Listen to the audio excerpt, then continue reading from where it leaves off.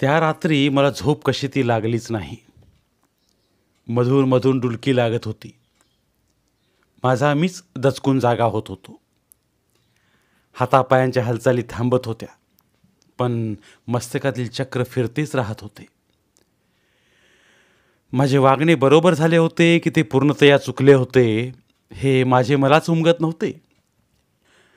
नाही म्हटले तरी त्या कामाचे 15-20 सहस्र रुपये मिळाले असते. एवढी मोठी रक्कम मी हरवून बसलो होतो. नसत्या अभिमानाच्या आहारी गेल्याने माझी मी हानी करून घेतली होती. त्या दाक्षिणात्य निर्मात्याला त्याच्या चित्रपटासाठी चालणारी गोष्ट हवी होती. त्या चालणाऱ्या गोष्टीची चक्रे त्याने सिद्ध ठेवलेली होती. रथाचा सांगाडा तेवढा मी जोडून द्यायचा होता. माझा सांगाडा त्याला मान्य होता, पण तो सांगाडा त्या जुनाट चाकांशी जोडून देण्याची माझी सिद्धता नव्हती. ती चाके वेगळ्या पद्धतीची होती. माझा सांगाडा वेगळ्या जातीचा होता. माझ्या सांगाड्याला साजेशी चक्रे मीच निर्माण करून देईन हा माझा हट्ट होता. गोष्ट चालायची असेल तर तिला 30 चक्र लावली पाहिजेत असा त्याचा ठाम निश्चय होता. प्रथम प्रथम मऊपणाने चाललेली त्याची माझी बोलाचाली शेवटी अगदी वातड झाली. कधी त्याच्या बाजूने ताण बसला तर कधी माझ्या बाजूने ओढ घेतली. बोलणे फार ताणले गेले आणि शेवटी तुटले. तो बापडा आला तसा निघून गेला. माझ्या मनाचे उजू तवाजू एकसारखे होत राहिले. एक गोष्ट व्यवसाय म्हणून पत्करल्यावर तिची देवाणघेवाण आत्मलाभावर दृष्टी ठेवून केली पाहिजे असे एका मनी मला वाटत होते. आणि एका मनी विचार येत होते की धनलाभासाठी काय काय म्हणून सोडायचे. विसंगत दिसणाऱ्या वस्तूंची एकसंगता मुकाट्याने का मान्य करायची. तेल व पाणी अगदी एकरूप झाले असल्याचा निर्वाळा कशासाठी द्यायचा. किंमत येते आहे म्हणून काय काय विकायचे. अनेकदा विचार करूनही त्या निर्मात्याचे म्हणणे मला पटले नव्हते. माझ्यातल्या लेखकाची सरशी झाली होती. प्रापंचिक असा मी हरला होता. त्या दोघांची बाचाबाची माझ्या अंतर्मनात अखंड होत राहिली. पापणीला पापणी पुन्हा पुन्हा लागली, पण झोप काही उपजली नाही. उपजली तरी राहिली नाही. आलोचन जागरण घडलं. चिडलेल्या थकव्याने पापण्यांचे पडदे दूर सारले. कोळा उजेड डोळ्यावर शिंपडला गेला. सकाळ झाली असल्याचे जाणवले. मी नेटाने उठलो. चूळ भरून येऊन बाहेरच्या व्हरांड्यात आलो. सकाळ कशी प्रसन्न वाटली. निसर्गाच्या राज्यात कसलीच तडजोड नव्हती. शरदातील प्रभात शरदातल्या प्रभातीसारखीच होती. धुक्याचा पडदा हळूहळू हटत होता. सोनमुखी सकाळ प्रकाशाचे संगीत आळवीत होती. तिचा स्वर अचूक लागला होता. प्रसन्नपणाने बहरलेल्या वेलीवर विविध रंगी फुले आंदोळत होती. त्यांचा सुगंध सभोवार दरवळत होता. प्रकाशाच्या स्वरलहरीवर एखादे पाखरू चमकत होते. जणू तेवढाच प्रकाश स्वर वर चढून उतरत होता. त्या सुंदर वातावरणाच्या दर्शनाने माझ्या डोळ्यात साचलेला कडवट ताठरपणा शितळला. माझ्या नेहमीच्या खुर्चीत बसून मी समोर पाहू लागलो. समोर दिसणाऱ्या साऱ्याच दृश्याला एक मुलायम एकसंगता होती. काही सौंदर्याकृती स्थिर होत्या तर काही हलत होत्या. हलत्यांच्या हलण्याने स्थिराचा गोडवा वाढत होता आणि स्थिरांच्या थिराव्याने हलत्यांच्या हालचालीचे सौंदर्य खुलत होते. दिसणाऱ्या रंगांना असीम विविधता होती, पण त्या विविधतेलाही संगती होती. सारे काही असावे तसेच होते आणि जिथे असावे तिथेच होते. सुखावत असल्या डोळ्याने ते दृश्य कुरवाळीत मी बसून राहिलो. फक्त डोळे उघडे राहिले. उरलेले शरीर जणू आळसावले, गाढ झोपी गेले. केव्हा तरी कोणीतरी येऊन कान जागे केले. कानापाठोपाठ शरीरही जागे झाले. चहाच्या उंच पत्तीचा वास जाणवला. एक घुटका गरम चहाचा, एक घुटका चवदार धुराचा असे करीत मी किती वेळ बसलो होतो कोण जाणे. आणि डोळे शारद शोभास पाहत राहिले होते. कुणीतरी समोरचं फाटक उघडलं. सौंदर्याच्या अथांग जलाशयात कसला तरी वेडावाकडा ठिपका कोलमडला. दृश्याची लय भंगली.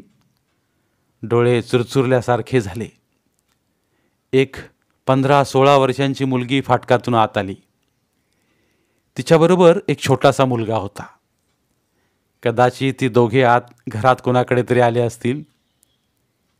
मी खरोखरीच कुणाला भेटण्याच्या मनस्थितीत नव्हतो. ती मुलगी आणि तो मुलगा थेट माझ्याकडेच आल्यासारखी जवळजवळ येऊ लागली. मी मनोमन गड्यावर संतापलो.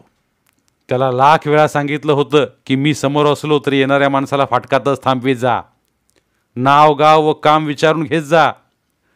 तो कुठे कडमडला होता कोण जाणे.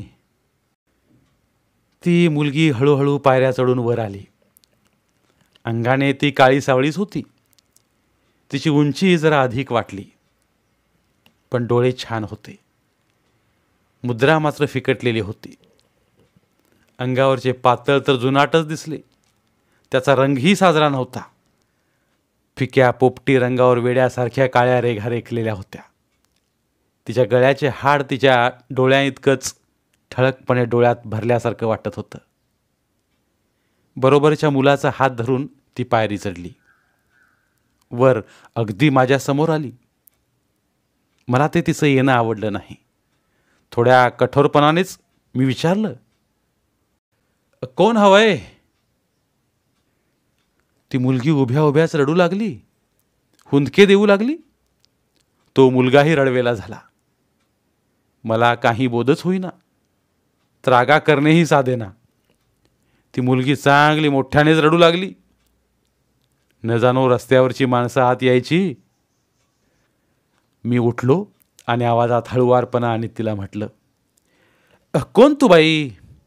अशी रडतेस का? बैस तर खाली. ती काही केल्या बसेना.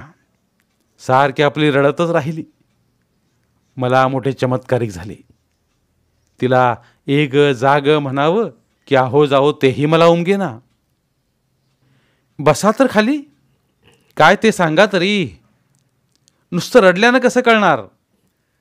काकुलतीच्या स्वरात मी अर्जवून बोललो. तेव्हा ती समोरच्या कोचात बसली. तिचे नाक अजून वाजतच होते.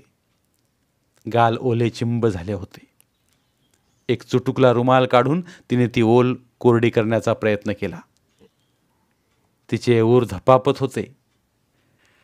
तिच्या वयाच्या मानाने तिच्या वक्षस्थलांची वाढ जरा अधिकच झाली असल्याचे मला उगीच जाणवले.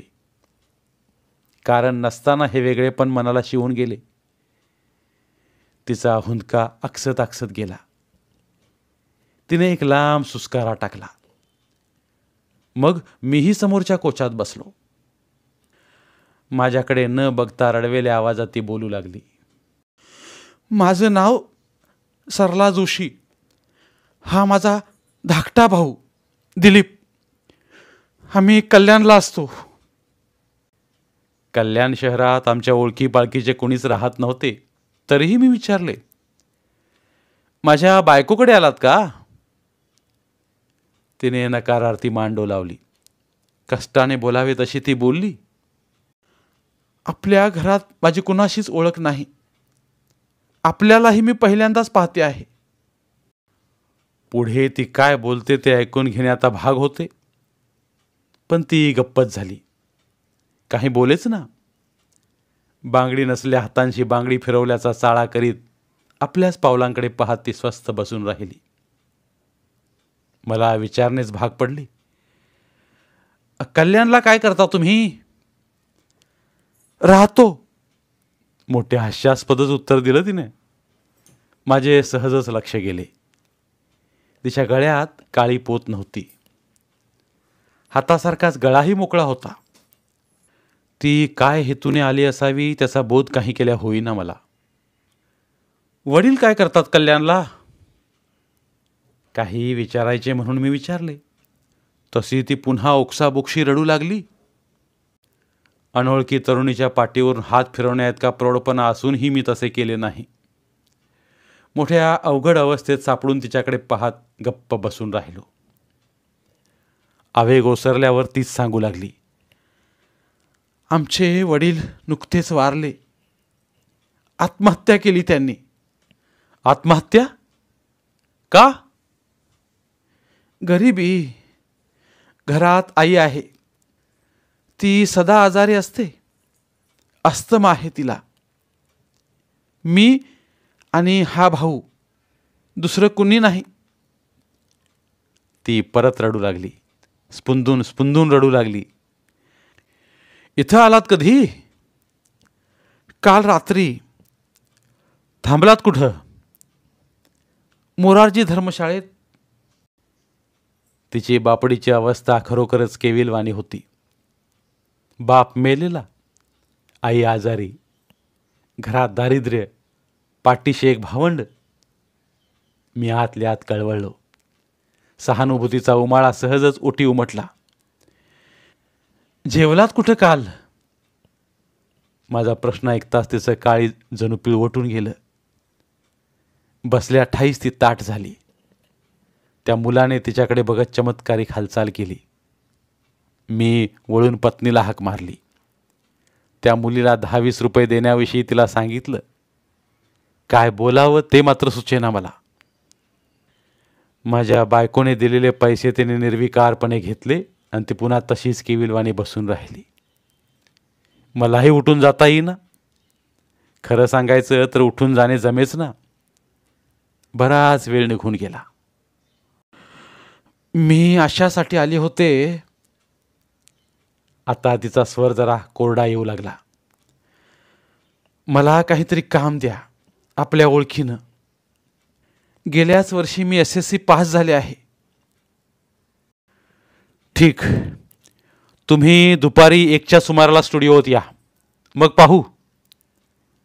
तिला बरे वाटले असावे. तिच्या इतक्या तरुण मुलीने जितक्या तल्लखपणे उठावे तितक्या तल्लखपणे ती उठली.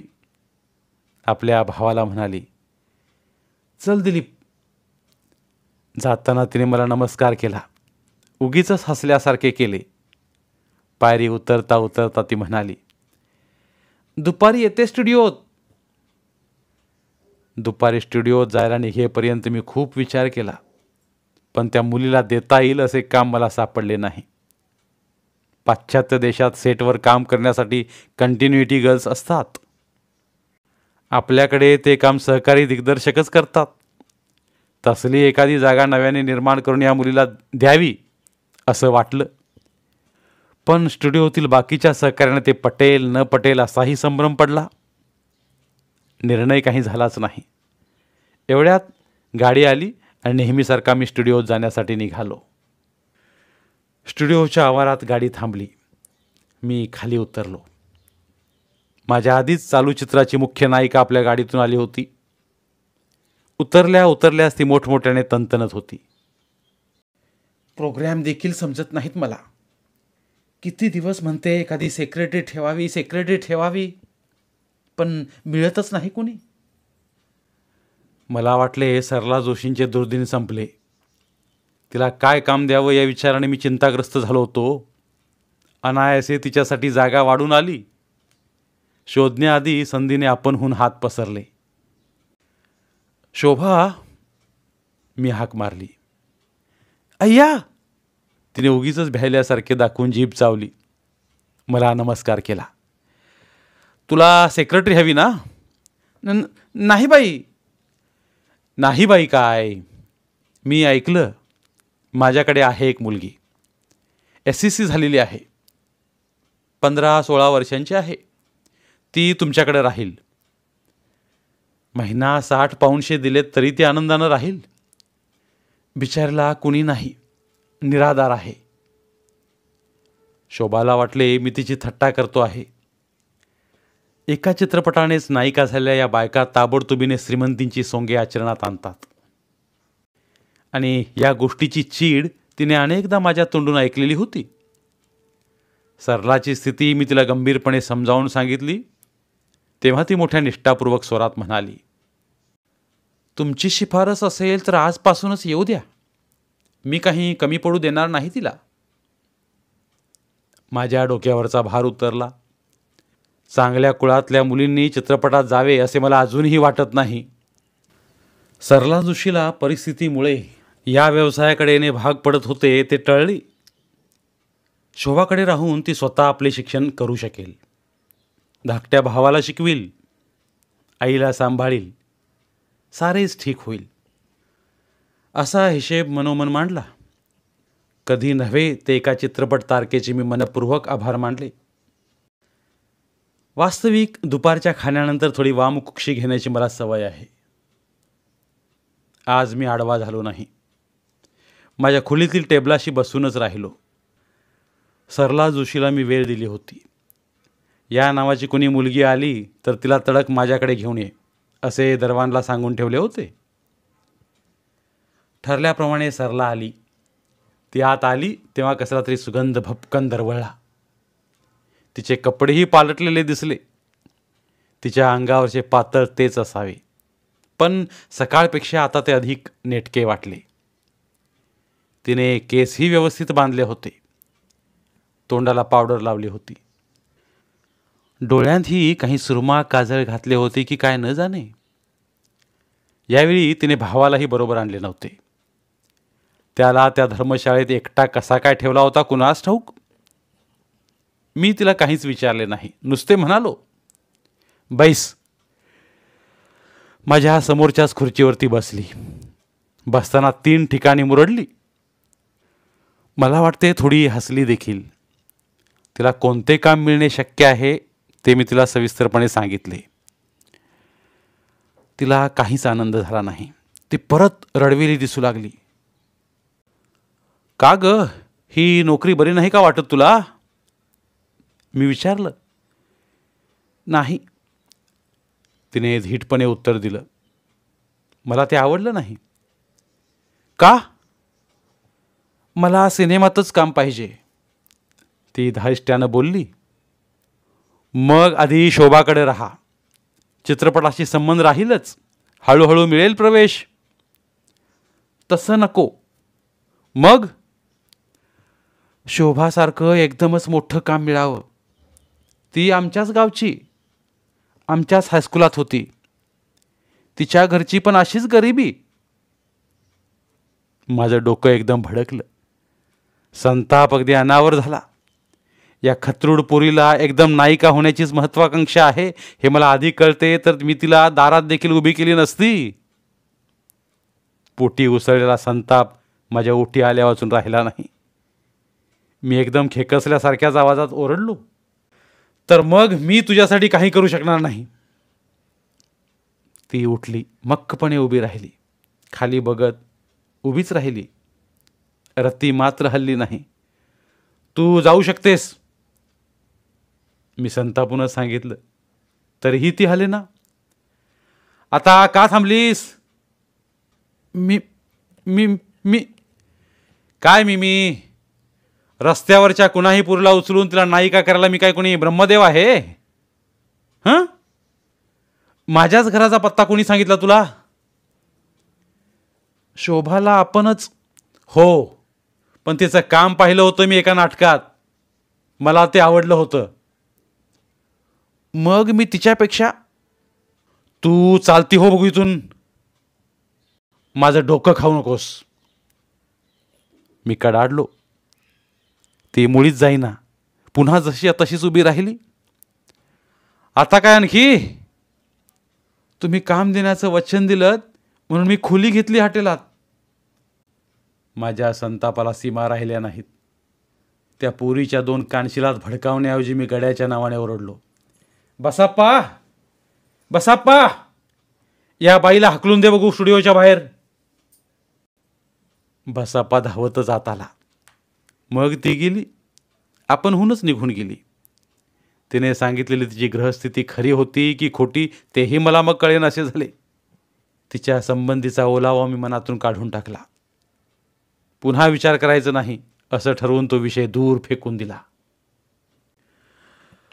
5-1 वर्षे होऊन गेली त्या गोष्टीला. चित्रव्यवसायात इकडची पारडी तिकडे झाली. कारण काय झाले कोण जाणे.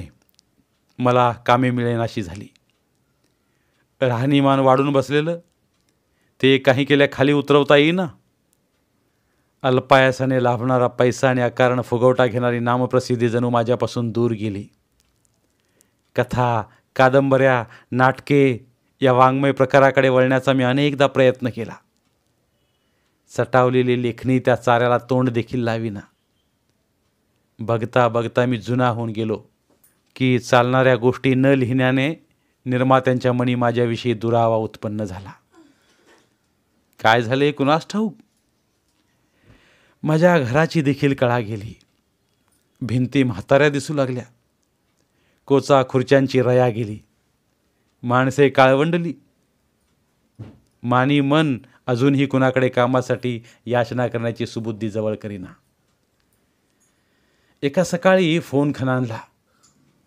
त्या फोनचे बिलही बरेच दिवस साचले होते. दिले गेले नव्हतेच.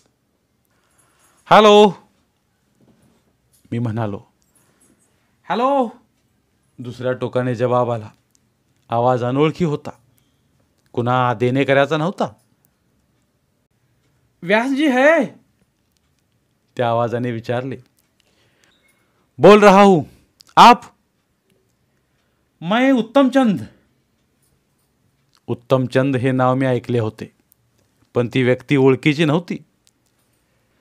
बोलिये, मी म्हणालो. जरा मिलना चाहता हूं आपसे. एक मराठी पिक्चर निकालने का सोच रहा हूं. कोई कहानी हो तो. जरूर साहब. तो यूं कीजिए. फरमाइए. मैं गाड़ी भेज देता हूं. आप यही आ जाइए थोड़ी देर के लिए. जी हाँ, जी हाँ, बहुत अच्छा. मी रिसिव्हर खाली ठेवला. कितीतरी दिवसांनी सुवर्ण संधी आली होती. मला मनातून आनंद झाला. अशा एखाद्या कामाची मला आवश्यकताच होती.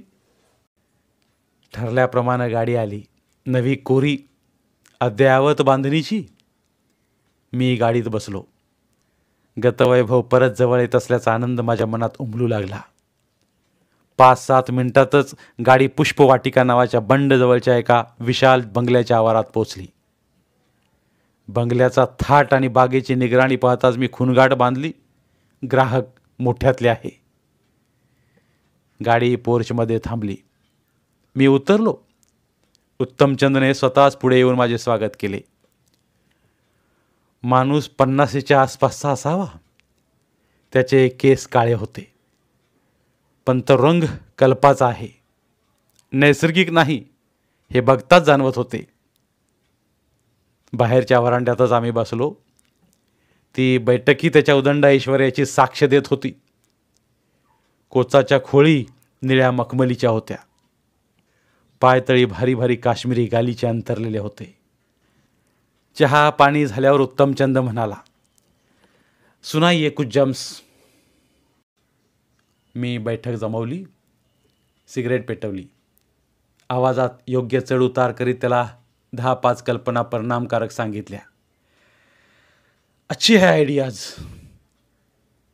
उत्तमचंद बोला, लेकिन अपने को कहानी ऐसी चाहिए कि जो चले. क्या कहते आप मराठी में? चालणारी गोष्ट पाहिजे. मला ती मागणी तोंडपाठच होती. हां, चालणारी. चचा उच्चारामधला च सारखा करीत उत्तमचंद मग मराठीतच बोलू लागला. आम्हाला फिल्ममधलं काही ज्ञान नाही. आमची बायडी आहे मराठन. त्यांना हौस की फिल्म बनवावी. बायकोच्या लवसाठी पैसा बर्बाद नाही झाला पाहिजे. काय तर एखादी चालणारी गोष्ट द्या. तुम्ही सांगितले ते सब क्लासिक आहे. चालणार म्हणजे नाच, गाणा, कॉमिक. काय जे खपते ते विकला पाहिजे. काय. माझ्या डोक्यातला पांगळा संताप धडपडू लागला होता. चालणाऱ्या गोष्टी मागणाऱ्या निर्मात्यांना मी हमखास नकार देत आलो होतो. आता तो नकार ओठातून बाहेर पडू शकत नव्हता. त्याचे बीज मात्र मेलेले नव्हते. तो नकार आतल्या आतच झाकळून राहिला. चालणारी गोष्ट. मी स्वतःशीच पुटपुटल्यासारखा पुटपुटलो. एवढ्यात मोटारचा हॉर्न वाजला. लो, मालकन भी आ गई, उत्तमचंद उठत म्हणाला. मला बरे वाटले. त्या परभाषिक व्यापारी माणसाची बायको मराठी होती. चित्रपट काढण्याची हौस तिची होती. तिला कदाचित माझ्या कथा बीजांचे मोल समजेल हा एक आधार मला लाभला. आईये, उत्तमचंद म्हणाला. एक उंच सडपातळ नकशिकांत नटलेली रंगीत ओठांची तरुणी मुरडत मुरडत बैठकीकडे येऊ लागली. तिच्या अंगावर कसले तरी झुळझुळीत चकाकी मारणारे पारदर्शक पातळ होते. वक्षस्थळाचा विस्तार थोडा अधिकच असल्यासारखा वाटत होता. शेठजीच्या त्या मराठी कुटुंबाशी ओळख करून घ्यावी म्हणून मी उभा राहिलो. ती किंचित पुढे आली. अवेळीस डोळ्यावर चढलेले गॉगल्स तिने काढले आणि माझ्या सर्वांगातून विजेची लहर वाकडी तिकडी वळणे घेत मुक्यानेच कडकडाट करीत निघून गेली. ते डोळे मी पूर्वी पाहिलेले होते. उत्तमचंदची ती मराठी पत्नी म्हणजे सरला जोशीच होती. मला थांबवलेच नाही. आपण काय करतो आहोत याचे भानच मला राहिले नाही. शेठजीला उद्देशून मी म्हणालो, शेठजी, चालणारी गोष्ट मी लिहू शकणार नाही. आणि मी निघालो. मागे वळून देखील पाहिले नाही. मला वाटते शेठजी पाठीमागून ओरडला, गाडी लेके जाइए. मी थांबलोच नाही. त्या वैभवशाली आवारातून बाहेर पडलो. घामाघूम होऊन बाहेर पडलो. माझी कानशिले ताडताड उडू लागली होती. तोंडात शुष्कता आली होती. सकाळची उन्हे दुपारी व्हावी तितकी कडक झाली होती. त्या उन्हातून तशा अवस्थेतच मी झपाझप चालू लागलो. मेंदूतले चक्र जोराने फिरू लागले. कुठून तरी एक विलक्षण आवाज बजावल्यासारख्या स्वरात मला आणखी तापू लागला. मी चालत होतो. तो बोलत होता, चूक केलीस. त्याला आवडेल तसे लिहिले असतेस तर पैसा मिळाला असता. या स्वभावाने भिकारी झालास.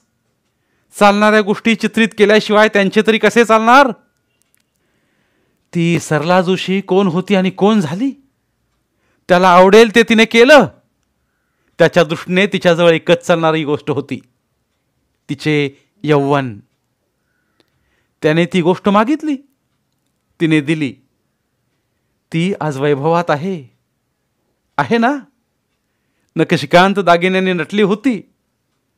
मोटारीतून हिंडते ती, पाहिलेस ना. मी क्षणकाल थांबलो. त्या आवाजाला त्याचे मनगट धरून थांबविला. खाली येऊन मुक्यानेच ओरडलो, सरला जोशीचा उल्लेख उत्तमचंद आपली पत्नी म्हणून करीत होता, पण ती त्याची पत्नी आहे का. नाही, नसणारच. ती रखेली असली पाहिजे, रखेली. तसल्या जळत्या उन्हात 2-2.5 मैल अंतर तोडले मी. घरी पोचलो तेव्हा मूर्छा आल्यासारखी झाली. व्हरांड्यातल्या खुर्चीत मी कसे बसे स्वतःला फेकून दिले. डोळ्यांना अंधेरी आली होती. ते अर्धवट केले होते. दिसले की भास झाला कोण जाणे. समोरचे फाटक उघडले गेले. एक मुलगी आणि तिचा छोटा भाऊ दोघे आत आली. ती मुलगी हळूहळू पायऱ्या चढून वर आली. रंगाने ती काळी सावळीच होती. तिची उंची जरा अधिकच वाटली, पण तिचे डोळे छान होते. मुद्रा मात्र फिकटलेली होती. अंगावरचे पातळ जुनाट दिसले. त्याचा रंगही साजरा नव्हता. फिक्या पोपटी रंगावर वेड्यासारख्या काळ्या रेघा रेखलेल्या होत्या. तिच्या गळ्याचे हाड तिच्या डोळ्यांइतकंच ठळकपणे डोळ्यात भरल्यासारखं वाटत होतं. तिच्या वयाच्या मानाने तिच्या वक्षस्थळांची वाढ अधिक झाल्याचे मला उगीचच जाणवले. तो मगाचा आवाज एकदम माझ्या कानाशी ओरडला, चालणारी गोष्ट, चालणारी गोष्ट. मी एक दीर्घ निश्वास सोडला. डोळे घट्ट मिटून घेतलं. तो आवाज थांबता थांबेना. ते दृश्यही डोळ्यांपुढून हलता हलेना. धन्यवाद. पुन्हा भेटूया उद्या सकाळी 11 वाजता एका नवीन कथेसोबत. आपल्या प्रतिसादाबद्दल आम्ही शतशः आभारी आहोत. मराठी वाङ्मयातील प्रसिद्ध कादंबऱ्या आणि कथासंग्रह ऐकण्यासाठी आमचे बोलती पुस्तके हे चॅनल सबस्क्राईब करा, शेअर करा व अभिवाचन आवडल्यास नक्की लाईक करा. आत्तापर्यंत आम्ही सादर केलेल्या सर्व कथा कादंबऱ्यांची लिंक आमच्या प्रत्येक व्हिडिओच्या डिस्क्रिप्शनमध्ये आहे. आपल्याशी संवाद साधायलाही आम्हाला नक्की आवडेल. आमचा संपर्क क्रमांक आहे 9960120521. पुन्हा एकदा धन्यवाद.